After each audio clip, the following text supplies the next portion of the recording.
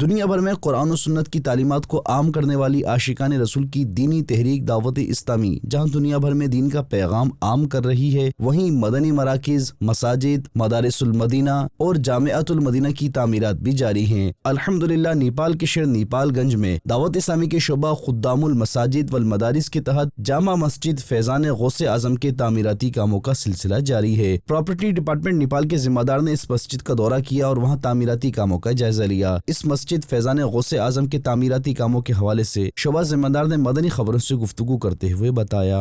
الحمدللہ اس وقت ہم نیپال گنج میں موجود ہیں۔ یہاں پر الحمدللہ مسجد کی تعمیرات کا سلسلہ جاری ہے، آپ ملاحظہ فرما سکتے ہیں۔